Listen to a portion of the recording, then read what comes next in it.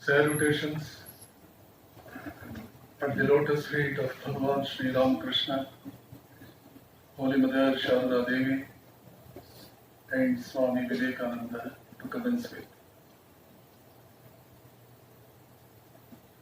Illustrious Sodari Dr. Rekha Sonavane, Director of this great institution, Sriman Shri Dr. Bhus Reddy, a personage responsible for this institution to assume this great dimension today in the rudimentary stage of its development, Shri Mahesh, illustrious principal, Dr. Nagiri, medical superintendent, all honorable faculty members, my dear young friends, and my brother monks seated on the dais here, Brother Swami Subedhananda, in charge of Ramakrishna Center Hospital, Swami Premrupananda, assistant monk in Ramakrishna Center Hubli, Swami Medhananda, assistant monk in Ramakrishna Center Raichur, Advait Chaitanya, my own assistant here in Gadag Center, all my dear young friends. I was saying something while I sat for doing some bhajan as a prelude for this great discussion. Today we are into some very profound discussion. Rekhaji asked me to inspire you today during this occasion. Vivekananda is the greatest inspirer of the mankind so far. I vividly remember, just then I had joined some nationalized bank in India. At that time I had not taken any monastic oaths upon me. It was the year 1984. Late Rajiv Gandhi had prepared the circular that Vivekananda's birthday must be celebrated as National Youth Day in the whole India. As an aftermath effect of that, all state governments followed the suit and they sent a circular to all educational institutions to the same effect. That means January 12th must be celebrated as National Youth Day, involving all the student community in the corridors of that particular institution. That was the spirit of the circular that was sent. In addition to the circular that was sent by the Education Department, there was one more circular from the Department of Youth Services, quite in fitness of things, because all college students are youth anyway. Mr. Jogendra Singh, an IPS officer, at that time had formulated that circular, writing beautifully about the need and the necessity of having any such celebration at all among the younger generation of the country. He concluded his remarks in a marvelous way, a wonderful way. The last sentence in the circular was, if Vivekananda cannot inspire you, then no one in this world can ever inspire you. Inspiration, inspiration, inspiration. Where is the need for that? A question may arise now before you. Why should at all we be inspired? Why should I be inspired? Remember, friends, inspiration is a great storehouse of power, knowledge, drive, vigor, and whatnot. Unless a man is inspired, he can never totally exhaust all the energies that he is bestowed with. We are having a human birth, remember. We have a human birth. From amoeba, we have come up to this stage. If the march is continued, we may reach the state of a Buddhahood or a Christhood or a Shivahood or whatever it is. You may call it any way you want. But to put it in the terminology of science, we have to say the culmination of evolution, the last point in evolution, the total fulfillment of the existence of any object in this world. We may reach that stage if the journey is consciously continued. Mere continuity of journey will not be enough. Mere leading a life will not be enough. If life is led as an expression of some great inspiration which I have received at some stage, that life will be the life of just a Solomon Grundy. I do not know how many of you know about the term Solomon Grundy. When we were students in our primary school days or middle school days, there was a poem for us. Solomon Grundy, born on Monday, christened on Tuesday, married on Wednesday, took ill on Thursday, worse on Friday, died on Saturday, buried on Sunday. This is the end of Solomon Grundy. This sort of a life will not definitely take you along the lines of evolution. If you do not move along the lines of evolution, your power will not increase. You will be a very miserable man. Thousands and thousands of people are there leading a wretched life. You see around it, most helpless beings, weaklings, pusillanimous human beings. Their presence is never felt. Nobody knew when did they come to this world. Nobody knows when will they depart from this world. Solomon Grundy life. In English language, we call such people, we call that sort of a life as an amorphous existence or a jellyfish existence. We are not here to lead a jellyfish existence, a waste body existence, an amorphous existence. You are all students of chemistry, you know. No particle in that amorphous mass will have any individuality. It has any sort of an existence in the collectivity. It has no existence at all individually. A crystal has its own dimension, a length, a weight, a width, etc., etc. But an amorphous particle has no existence at all. But it is an integral part of the collectivity. Left to itself, individually, it is a nothing. Thousands and thousands, millions and millions of people are leading such an amorphous existence. That is of no use. But remember, every human being is destined to lead a marvelous life, a historic life, a brilliant life. Every human being. No credential is required here. No criteria are required here. The moment you become a human being, you are destined, you are bestowed with all the energy, power, etc., to be a marvelous personality, an amazing personality, an awesome personality. Indian culture discovered all the subtleties of human existence long, long ago. Nobody has studied about India as thoroughly as Vivekananda did, as scientifically as Vivekananda did, as unprejudiciously as Vivekananda did. Therefore, pertaining to matters connected with India, the final and the authentic authority is Vivekananda only. It is not my opinion. It is the opinion of the first Asian to have got Nobel Prize. You know who is the first Asian to have got Nobel Prize? Rabindranath Tagore. It is Tagore's opinion that if anybody wants to know about India at all, Indian culture, Indian religion, every day we see hundreds of people passing most irresponsible remarks about Indian religion, idol worship, this, that, and all that. Most useless and meaningless statements. Pertaining to all such things, who is the person that we have to follow? Who is the person in the light of whom we have to come to any conclusion about matters of that kind? It's Vivekananda and Vivekananda alone. It is not my opinion. As I said, the first Asian to get Nobel Prize, opens so. We have to pay some respect to his words. He is not an ordinary man. Nobel Prize will not be given to Tom, Dick and Harry. It will be given only to people who really matter, who change the course of life on this planet. So Tagore says, if you want to know India, study Vivekananda. What Vivekananda says about Indian culture? What is culture? Way of life. Way of life is what we call today in normal terminology as culture. How at all this culture came into existence, and the human glory is a part of our culture. I have been explaining about human glory, how wonderful that human existence is, human birth is, human being is, and all those things I have been referring to. In what light I am saying all this? In the light of Swamiji's thoughts. Vivekananda says, the best and the most brilliant brains of India retire to forest. What for? and they took themselves for the study of man. You are a man, I am a man, he is a man. Man means women also. The best and the most brilliant brains of India, not ordinary brains, not useless brains. The best and the most brilliant brains of India retired to forest and took themselves to the study of man. And what was the sort of the study they made?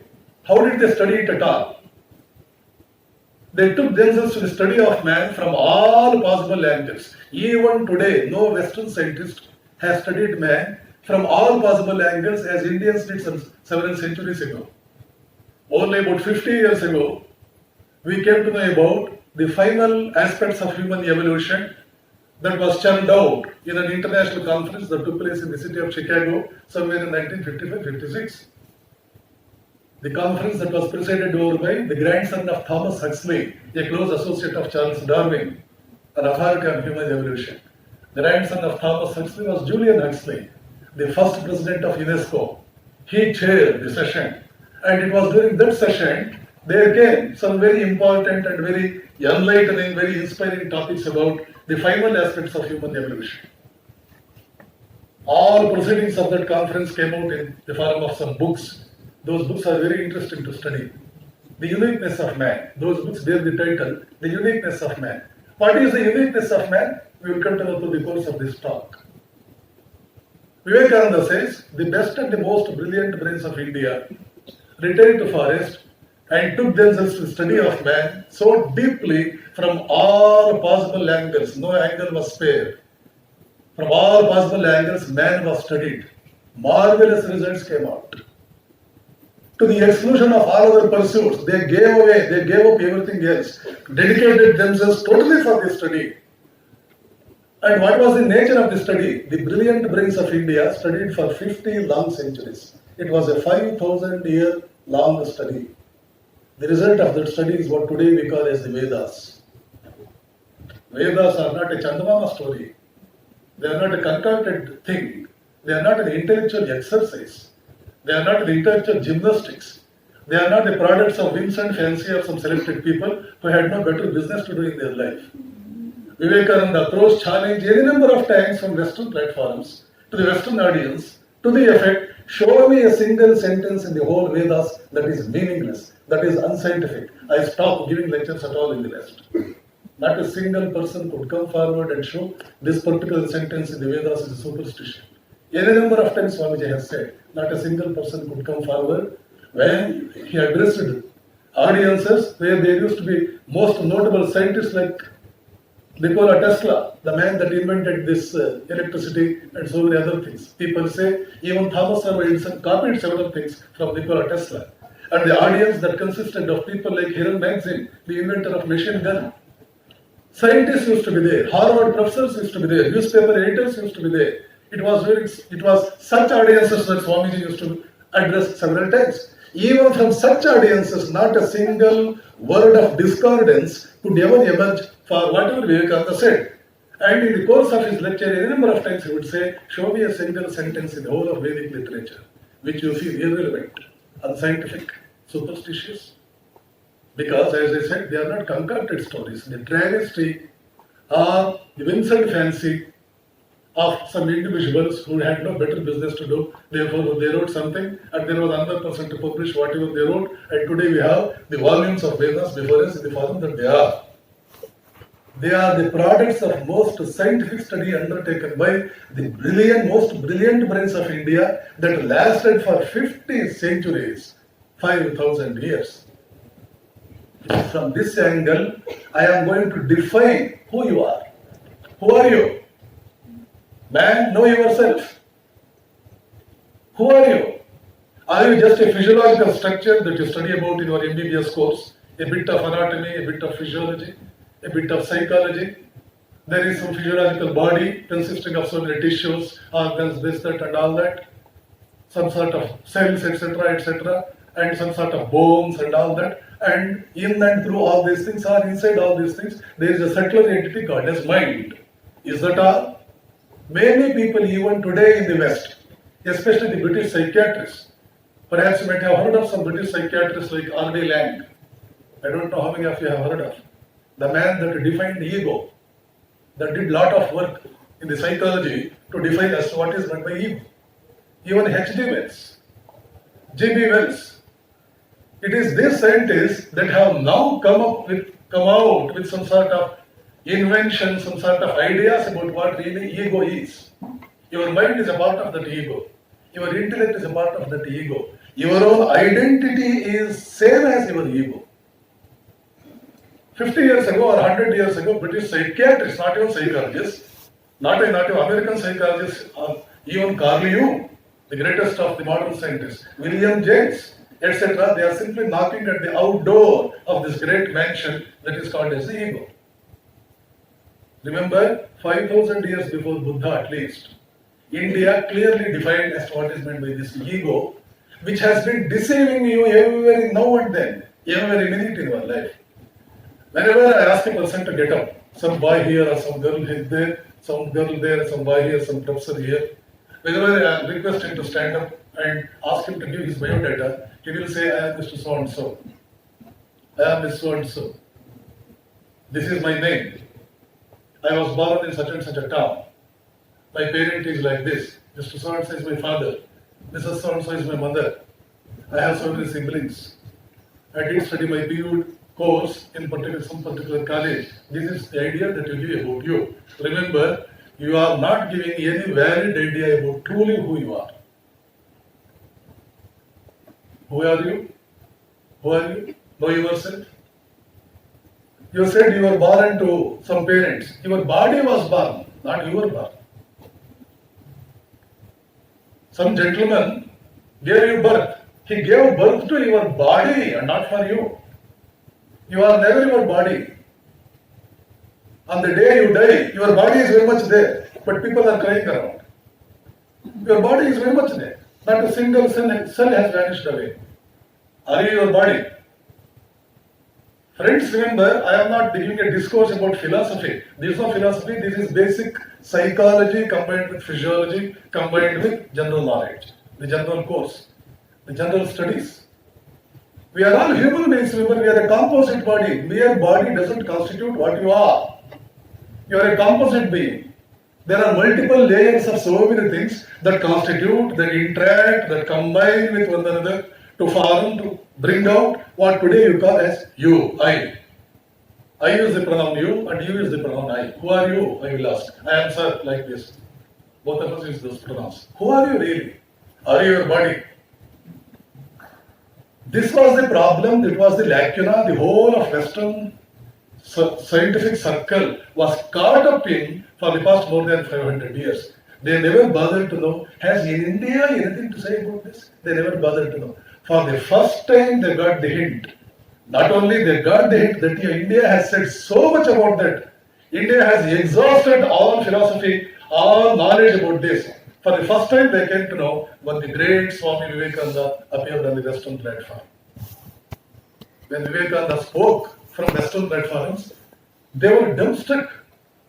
Do Indians know this much about which we know virtually nothing? Only they were going by Dalton's atomic theory. Quantum physics had not been discovered by then. There was no God particle. There was no elusive particle, be it boson, be it krypton, meson, or whatever it was. None of those things was heard about by those people during those times. They were vigorously searching for building material, of course. Only 30 years later, Einstein came out with his wonderful theory of relativity. Only when they came to know, it seems the universe is a relative entity and not an absolute entity. Till then, it was a truth and out and out truth for them. Long ago, Shankaracharya had said, this world is not a truth. There is no truth at all in here. This is mithya. It's a shadow. It's an image of some object which you are not at all trying to know about. You are all doing your exercises around the shadow and not about the object. Indian philosophers, right from the Rigvedic Rishi, drew our attention for the first time towards the object itself. While we were all engaged in studying about the shadow, which even today the West is very much busy in. So you are not your body. Why you are not your body? Simple logic. I don't go into the subtleties because even I am supposed to talk for about 45 minutes about who you are, and another half an hour or so for interaction session is there already. We have consumed some half an hour for bhajan and all that. You are not your body. When I say you, how many people I am really reflecting there? How many people I am indicating there? When I say you, it is one. When I use that word you, it is the second person singular pronoun. Second person, you is, in English language, second person singular, remember. That you is not plural. When I say you, Mr. Ram, say for me. Krishnamurti, stand up. If there is any Krishnamurti here. If I ask Krishnamurti get up, only one person will get up. You get up, only one person will get up. You, when I say you, you are one. But you never had only one body in your life. Did you ever have? At the time you came out of your mother's womb, you are not like what you are now. You were a baby weighing about 5 pounds or 6 pounds, or you were an animated flesh, nothing more than that. You went through so many processes. At every process, you assumed a different body, different mind, different entity and all that. Logically speaking, remember, I am standing on the logic, on the validity, because science always stands on logic. No assumption, no superstition, no Chandamama story. I am standing on logic. You are one. And you had several bodies. Which of these bodies you, that is one, can identify yourself with? You had 1,000 bodies and you are only one. Which of these bodies you are? Simple logic. You can't identify yourself with any of those bodies, and therefore you can't be the body. Simple logic. You need not study any Vedanta or any philosophy or metaphysics for understanding all these things. Simple logic.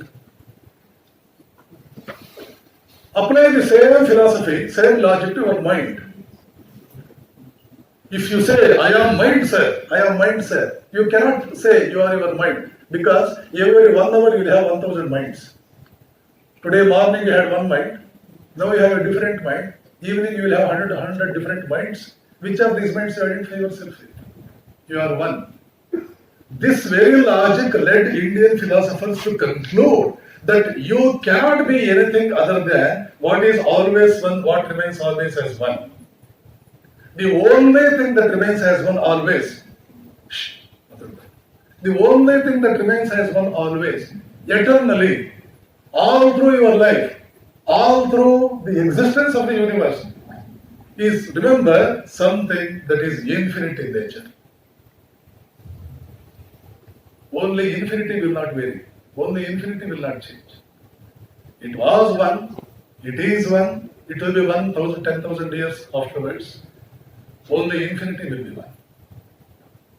Logically speaking, let us not stick ourselves and cling to any sort of superstitions, prejudices. Oh, Swamiji, what is it? It sounds a philosophy.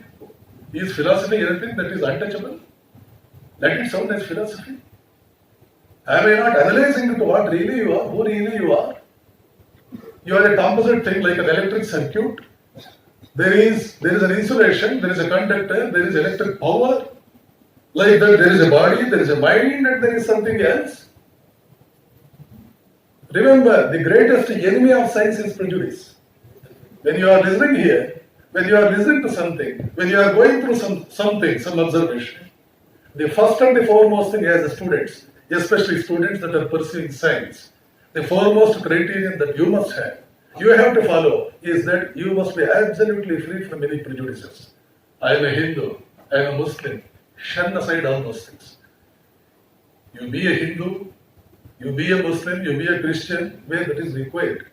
But when you are pursuing truth, the only thing that can help you in the pursuit of truth is unprejudicial mind, and you are not taking anything for granted. You are not assuming anything before you enter into the study. No previous assumptions, no premonitions, no preoccupied minds, no prejudices.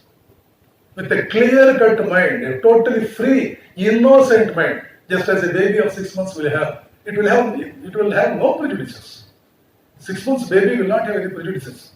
It is with that unprejudicial mind you have to approach for knowing anything. Then only you can clearly know what it is. You are all infinite. Yes, we are all infinite.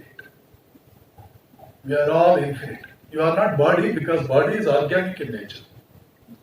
And recent discoveries have found out that what is called as mind is a modified form of ego. What is ego? Convenient provisional delusion. This is the definition given by British psychiatrists. I am not giving Indian definition. So now what you are identifying yourself with is ego. Ego is a combination of your body and mind. This is the picture that comes before you, that looms before you whenever you remember, whenever you call to your consciousness the concept I. Close your eyes and say I. Try to bring that picture of you before your eyes, and what picture that comes? Your body and your mind. When I say mind, it includes your intellect, it includes your ego and whatnot. All subtler dimensions inside the body. There is a body which you are quite familiar with. There is a mind which you are quite familiar with. Or the intellect inside, or the intellectual dimension, or the brain, mind, or whatever it is. Only these two things, the gross body and the subtle body, these are the only two things that will come before your eyes. These two will come before us. Remember, these two are the products of ego. Therefore, logically speaking, whenever I say, bring some image of you before your eyes, you will bring only the outer expression, the modified or gross expression of your own ego, which is a delusion. British psychiatrists define ego as a convenient delusion, a convenient, provisional. Provisional means not valid for all times. That is provisional. Time being, ad hoc, temporary. So this is the picture that you have. Convenient, provisional, delusion. When it is a delusion, why should we entertain that? This is another $1 million question equally looms before our eyes. Why should we entertain any delusion, be it ego or whatever it is? Why should we entertain a delusion? After all, education is there for liberating us from all sorts of delusions, present and future. Then that is the thing. Why should we get caught up at all in this delusion? What fun is there? What music is there? But remember that delusion has got a strategic value. That is the strategy adopted by the Creator so that the world will go on. If you are infinity, what business you have here in this world? Because what is that you are lacking? What should you study? You need not study anything. You are infinite. What is meant by infinite? Infinite in terms of existence. Your existence is never threatened. That is infinity. No one can kill you. It is what Krishna told Arjuna. Arjuna, clearly speaking, no one can kill anyone. Bhishma will not be killed, you won't be killed, I won't be killed. They are not concocted stories meant for aged people. They are all the things that are meant for the scientists who are interested in knowing who I am, who a human being really is. Who is this human being? The most wonderful of all the creation. One human being can change the course of the whole universe. One human being can convert nights into day and days into night. One human being can send water from down to up. One human being can make things that are happening in America visible from here. One human being can make a person talking from United Kingdom so much audible for me here. What a wonderful thing human beings are doing. Who is this man? The mystery of all mysteries. Who is this enigmatic entity that we call as human being? Remember, friends, we are discussing about that very profound topic. Who are we? Where am I? The essence of what Vivekananda called as Vedanta is to know who you are. Atmanam Vidhi. In Sanskrit, it is put. When Pythagoras came to India, he was so much impressed by this. He took away the whole wisdom to Europe. Later, it was passed on through Socrates, Plato, Aristotle, etc., to the Greeks during those times. They wanted to have an in-depth study about all those things.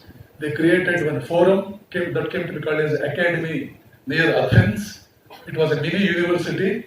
And you know what was the slogan of that university? The Dhyaya Vakya of that university? Man, know thyself. Just as Karnataka University has one, the college where I studied in Bangalore, Bangalore National College. The slogan of the college was Shraddha hi Paramagati. And the slogan for Bangalore University is Nahi Jnanena Sadrusham. Nothing is equal to knowledge.